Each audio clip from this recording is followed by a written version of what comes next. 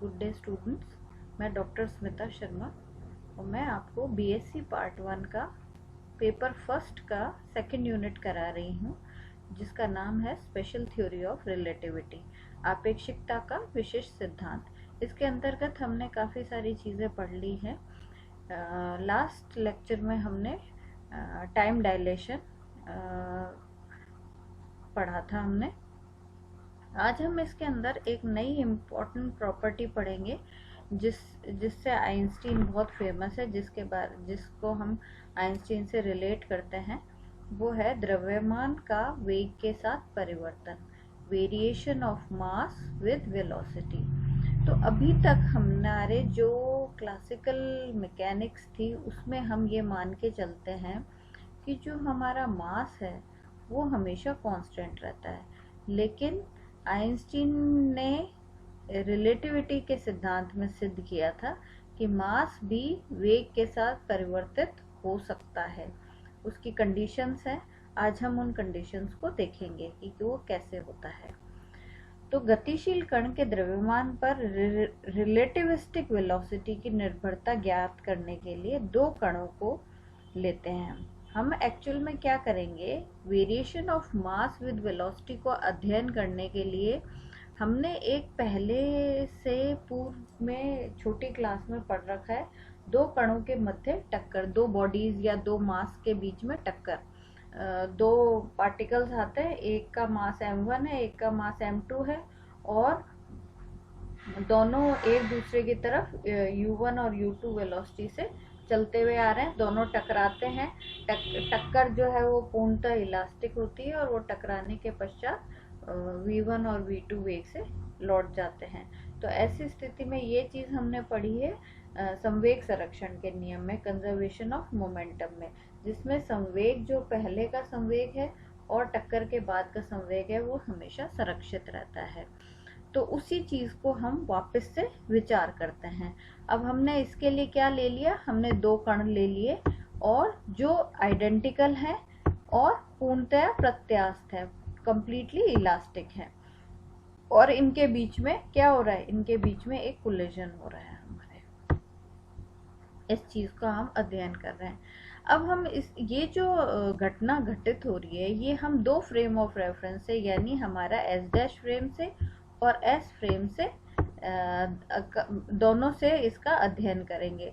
और हमने पूर्व की भांति यहाँ मान लिया एस डैश फ्रेम जो है v वेग से धनात्मक x अक्ष दिशा के अनुदिश गति कर रहा है, यानी जो आपका frame of reference S dash है वो s के रिस्पेक्ट में x एक्सिस के अलोंग v वेग से चल रहा है। तो सबसे पहले हम क्या कर रहे हैं, एस डैश फ्रेम में हम इनको बिठा दिया। मूविंग फ्रेम है, उसके अंदर दो बॉडीज बैठी हुई है, उनका विराम द्रव्यमान हमें पता है, दो पार्टिकल्स हैं ए और बी, और दोनों एक दूसरे की तरफ आ रही है समान वेग से। तो हमने क्या कर दिया, वो पार्टिकल्स का नाम दे दिया ए और बी, और उनकी जो वेलोसिटीज है क्योंकि विपरीत दिशा में आ रही है और समान है तो एक की u हो जाएगी और दूसरे की माइनस u हो जाएगी, और वो x एक्सिस के अलोंग गति करते हैं और टक्कर करते हैं। क्योंकि दोनों कण समान हैं तथा विपरीत दिशा में गति कर टक्कर करते हैं, इसलिए निर्देश तंत्र एस डैश के सापेक्ष इन दोनों कणों का द्रव्यमान का संवेग समान होगा, है ना। तो हम क्या करते हैं, इसके अंदर ये मान लें, हमने क्या करा, हमने एक मूविंग फ्रेम ऑफ रेफरेंस लिया एस डैश, उसके अंदर दो पार्टिकल्स ए और बी बिठाए, दोनों का मास सेम हमने ले लिया m, और नहीं, दोनों का मास सेम ले लिया हमने, और दोनों विपरीत दिशा में आ रहे हैं, और एक का वेग u है, दूसरे का माइनस u है, और दोनों टक्कर करते हैं। टकराने के पश्चात वो वापस विपरीत दिशा में गति करते हैं। तो संवेग संरक्षण यानी कंजर्वेशन ऑफ मोमेंटम जो है वो क्या कहता है, वो ये कहता है कि टक्कर से पूर्व का संवेग और टक्कर से बाद का संवेग हमेशा समान होना चाहिए। तो हम इसके अंदर क्योंकि m हमने मास मान रखा है तो हम टक्कर से पूर्व संवेग क्या होगा, m into U A particle के लिए, और b पार्टिकल के लिए क्या हो जाएगा, माइनस m इंटू यू। इन दोनों को ऐड कर दिया हमने, mu माइनस mu, है ना। और टक्कर के पश्चात क्या हो रहा है, टक्कर के पश्चात हम दोनों एक दूसरे से चिपक गए और एक साथ गति कर रहे हैं। तो एक साथ गति कर रहे हैं तो ऐसे में क्या हो जाएगा, m plus M into V dash हो गया, है ना। तो यानी हमने क्या माना है इसके अंदर, जब दोनों समान द्रव्यमान के टकराते हैं विपरीत दिशा में आके तो दोनों चिपक जाते हैं और एक समान गति से गतिमान रहते हैं। तो टक्कर से पूर्व संवेग तो 0 हो गया, है ना। तो this can not be 0, so V dash will be 0। तो इस कारण से क्या होगा, इस कारण से आपकी मतलब घटना क्या हुई, एक ए कण आया जिसका द्रव्यमान m था, एक बी कण आया जिसका द्रव्यमान भी m था, दोनों समान वेग से आए, टकराए, टकराने के पश्चात चिपक गए और रुक गए। ये घटना हुई है हमारी, v डैश 0 हो गया, है ना। तो हमने ये दोनों कोलेस कर गए, दोनों चिपक गए और स्थिर प्रेषित हो गए। अब ये घटना तो हम देख रहे हैं एस डैश फ्रेम में। जो कोई अगर एस डैश फ्रेम में, उसको ऐसे घटना दिखाई देगी। लेकिन एस फ्रेम में तो क्या होगा, एस फ्रेम में दोनों पार्टिकल्स पहले भी चलते हुए लगेंगे और बाद में भी चलते हुए, चिपकने के बाद भी चलते हुए लगेंगे। क्यों? क्योंकि एस डैश फ्रेम खुद चल रहा है। ठीक है, तो इसका हम अध्ययन कर लेते हैं। अब हमने ये क्या करा है, माना कणों की यह टक्कर निर्देश तंत्र S के सापेक्ष देखी जाती है। तो वेग के हम क्या करेंगे, अब इन वेग निकालने के लिए हम लॉरेंस रूपांतरण समीकरण लेते हैं। तो पहले तो टक्कर से पूर्व कण का वेग तो u था S डैश फ्रेम में। तो S फ्रेम में क्या होगा, हम लॉरेंस ट्रांसफॉर्मेशन इक्वेशन की सहायता से लिख देते हैं, उसको हम u1 मान लेते हैं। वो हो जाएगा u plus V upon 1 plus you we upon C square हो जाएगा। ऐसे ही कण से टक्कर से पूर्व कण का वेग b का वेग क्या होगा, उसमें u की जगह माइनस यू आ जाएगा, minus U plus V 1 minus you we upon C square हो गया। ये हम S फ्रेम से देख रहे हैं, तब हमारे को टक्कर से पहले जो दोनों बॉल्स हैं उनका वेग दिखाई दे रहा है, हमारे को उनकी वेलोसिटी दिखाई दे रही है। अब टक्कर हुई, है ना, तो हम ये मान लेते हैं कि इस फ्रेम ऑफ रेफरेंस में मास भी अलग दिख रहा है हमारे को। तो हमने उनको मान लिया m1 और m2। तो हमारा संवेग संरक्षण का नियम क्या कहता है, टक्कर से पहले का संवेग m1u1 प्लस m2u2 होगा, और टकराने के बाद तो क्या हो रहा है, वो दोनों चिपक गए तो दोनों का द्रव्यमान जुड़ जाएगा और एक कॉमन वेलोसिटी से चलेंगे। तो v उसको हमने मान लिया। अब u1 और u2 का मान रख देते हैं। तो u1 u2 का मान कुछ इस प्रकार से रख दिया हमने। अब इसमें मैंने क्या करा है, इसके अंदर मैंने m की जो टर्म्स हैं, एक तो ये है और एक यहाँ पर है, इन दोनों को साथ में ले लिया और m2 की दोनों टर्म्स को साथ में ले लिया। हम इसको सिंप्लीफाई करने के कारण ऐसा ले रहे हैं। ठीक है, इसको मैंने एलसीएम को खोल लिया, इसको भी एलसीएम को खोल लिया और इसको फर्दर सिंप्लीफाई कर लिया। तो देखो सिंप्लीफाई करने के बाद मुझे कुछ ऐसी वैल्यू प्राप्त हो गई, m1 u 1 minus we square by C square upon 1 plus you we upon C square, और m2 के साथ आ रहा है u 1 minus we square by C square 1 minus you V by C square. तो ये सेम टर्म्स है तो ये कट जाएंगी, है ना। तो ये कट गई तो आपके पास क्या आ गया, m1 m2 को हम इधर भेज देते हैं। तो m1 अपॉन m2 क्या आ जाएगा, 1 upon 1 plus you we upon C square और whole upon 1 minus you we upon C square. तो ये हमारी एक रिलेशन आ गई, इसको हम इक्वेशन 3 कह देते हैं। एक बार हम इस रिलेशन को यहाँ पर छोड़ देते हैं। अब हम इसको फर्दर सॉल्व करने से पहले एक थोड़ा सा सिंप्लीफिकेशन ट्रिक है जो आपको यहाँ याद रखनी चाहिए।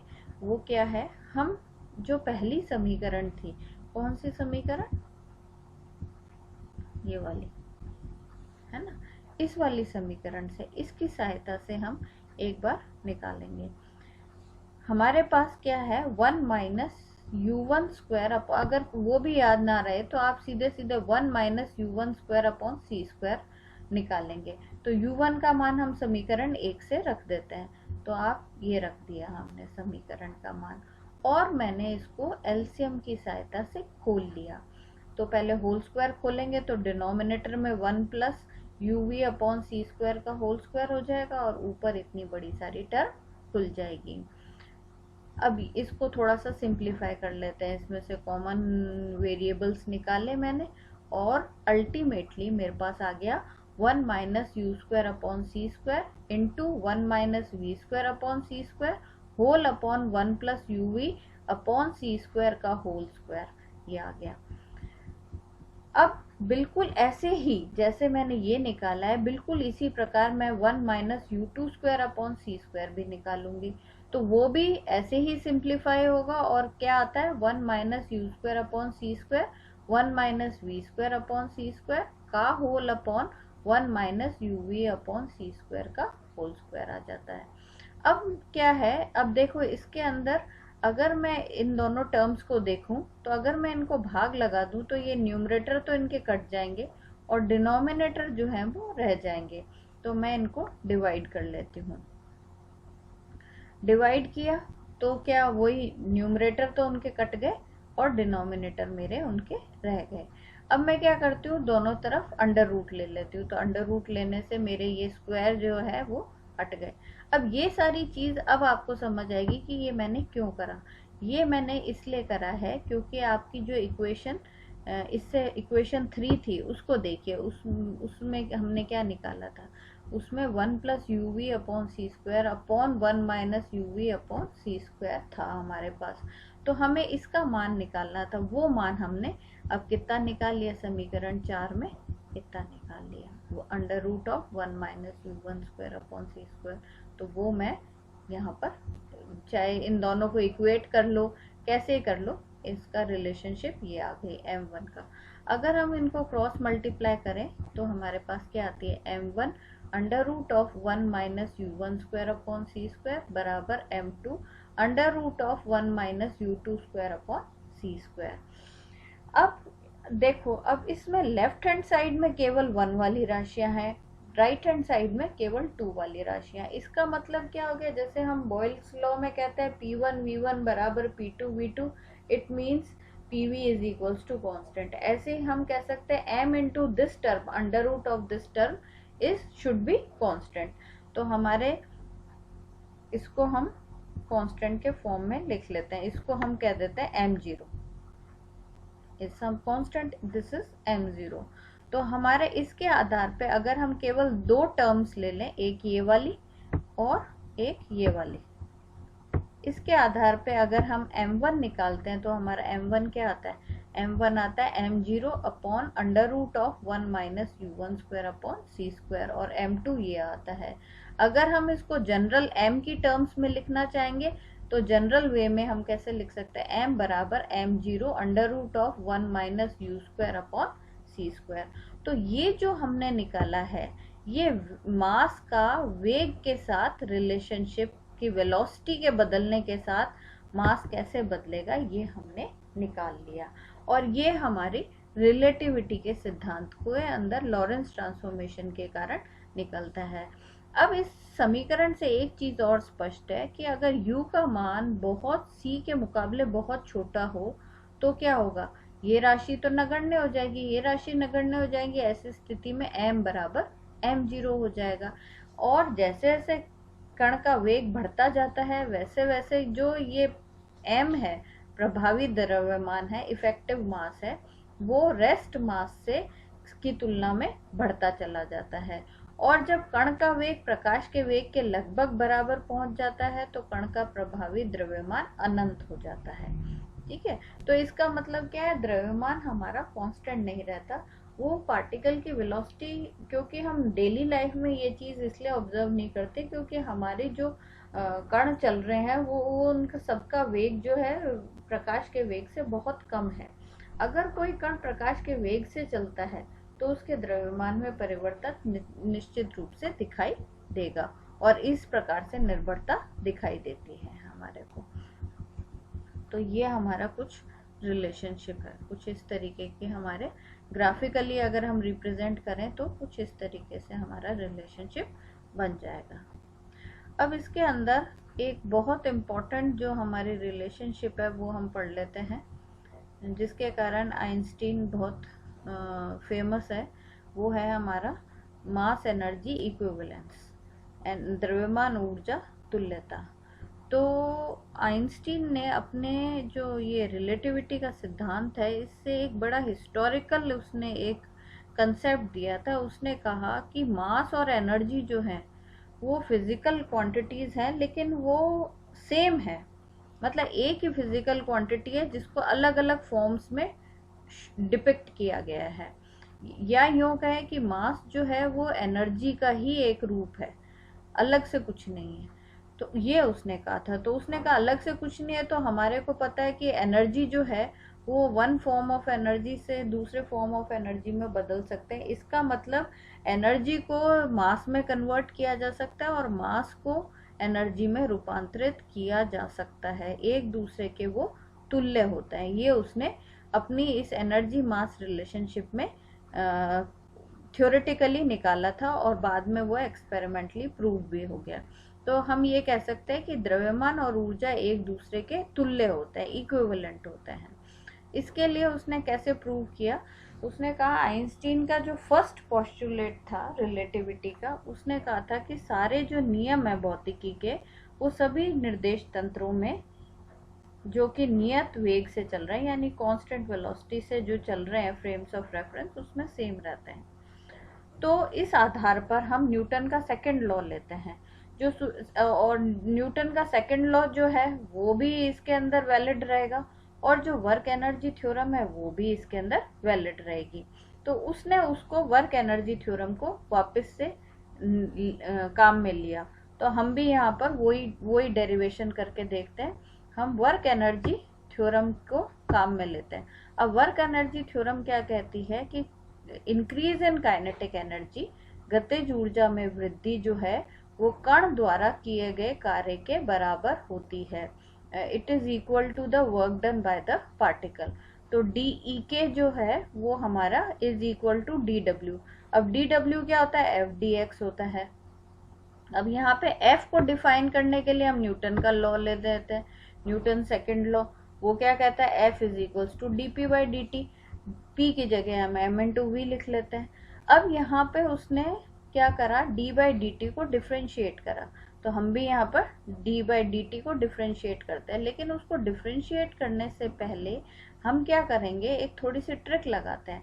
हम क्या करते हैं, एक जो दो इसको D by D T M into V जो है उसको हम लिख लेते हैं D M we D x by D T, कुछ इस तरीके से लिख लेते हैं।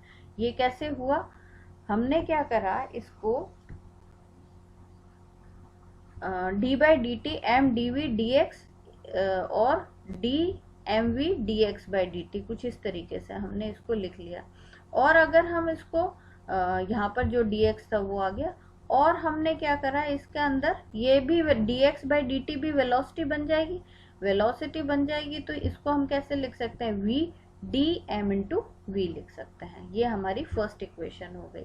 अब हमारा जो मास की रिलेशनशिप है अभी जो हमने पढ़ी है वो लगाते हैं।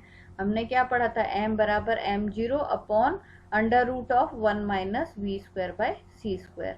हम इसको स्क्वायरिंग बोथ साइड्स करके इसको सिंप्लीफाई करते हैं। तो सिंप्लीफाई करने पर हमारे पास ये इक्वेशन आ जाती है m square c square is equals to m0 square c square plus m square v square. आ गई रिलेशनशिप। अब इसको डिफ्रेंशिएटिंग बोथ साइड, दोनों तरफ अवकलन कर दिया। अवकलन करा तो इसमें मास का भी अवकलन कर दिया, और c का अवकलन होगा नहीं, ठीक है। तो इससे इस तरीके की रिलेशनशिप आ गई, जिसमें से जो टर्म्स हमारी कैंसिल हो रही थी उनको कैंसिल आउट करने के बाद फाइनली हमारे पास बनता है सी स्क्वायर डी एम बराबर M we D V plus V square D M.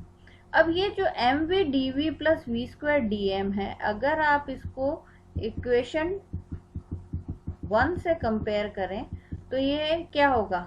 We D M we जो है वो यही रिलेशनशिप में कन्वर्ट होती है।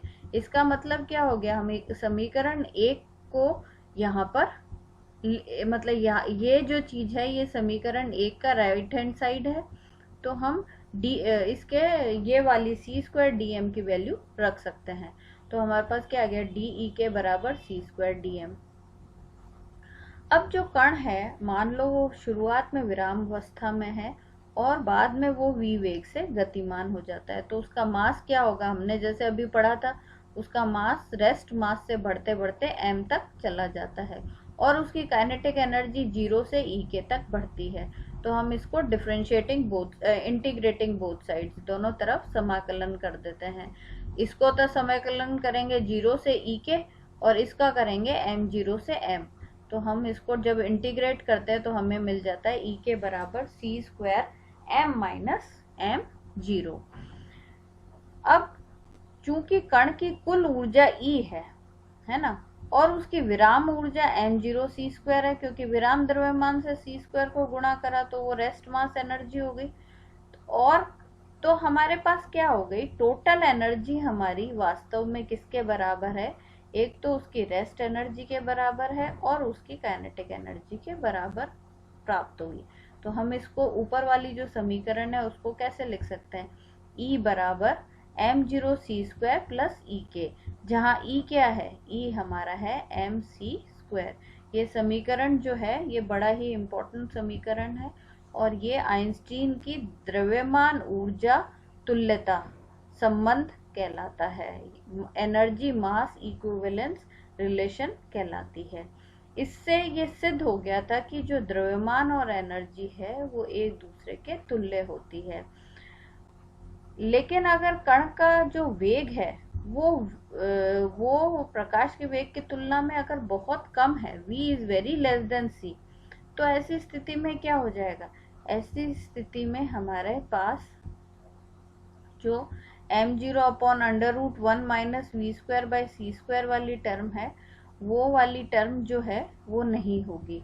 वो नहीं होगी अगर, तो हमारे पास क्या आ जाता है, हमारे पास सिंपली m0 c स्क्वायर की ही टर्म रह जाती है। हमने क्या करा है, यहाँ पर इसको वैल्यू को प्लेस करके और फिर उसको बाइनोमियल एक्सप्रेशन से खोल दिया और फिर उसके बाद देखो फर्स्ट टर्म जो है वो 1 है, तो m0 c square cancel out हो जाएगी, तो केवल v square upon 2c square, c square भी कट जाएगी, mv स्क्वायर अपॉन 2 रह जाएगी, तो वो काइनेटिक एनर्जी के बराबर हो गई। तो हमारे पास पहली टर्म आ जाती है half m0 v square plus 3/8 m0 v square by C square, कुछ इस तरीके से। तो हायर टर्म्स, क्योंकि v बहुत छोटा है c से, तो हायर टर्म्स को निगलेक्ट करेंगे, तो केवल आपकी काइनेटिक एनर्जी का फॉर्मूला बन गया हाफ m0 v स्क्वायर, जो कि हमारा क्लासिकल फॉर्मूला जो है वो है। इसका मतलब ये हो गया कि जो वेलोसिटी के लोअर बहुत न्यून मानों के लिए गतिज ऊर्जा जो है वो क्लासिकल वैल्यूज में कन्वर्ट हो जाती है। तो ये हमारा आइंस्टीन का एनर्जी मास इक्विवेलेंस रिलेशन हमने पढ़ लिया। अब इसके अंदर हमारा एक टॉपिक छोटा सा रह गया है, वो मोमेंटम और एनर्जी, रिलेटिविस्टिक एनर्जी मोमेंटम के बीच में संबंध बताने वाली एक समीकरण है, वो अभी उसका हम अध्ययन करेंगे। और साथ ही हम एक चीज और इस चैप्टर में पढ़ेंगे, वो है हमारे 4 वेक्टर्स। तो 4 वेक्टर्स का यहाँ पर हम केवल बेसिक आइडिया, ये हायर क्लासेस में पढ़ा जाएगा, लेकिन बेसिक आइडियाज 4 वेक्टर्स होते क्या हैं उसका बेसिक आइडिया हम नेक्स्ट चैप्टर में पढ़ेंगे। धन्यवाद।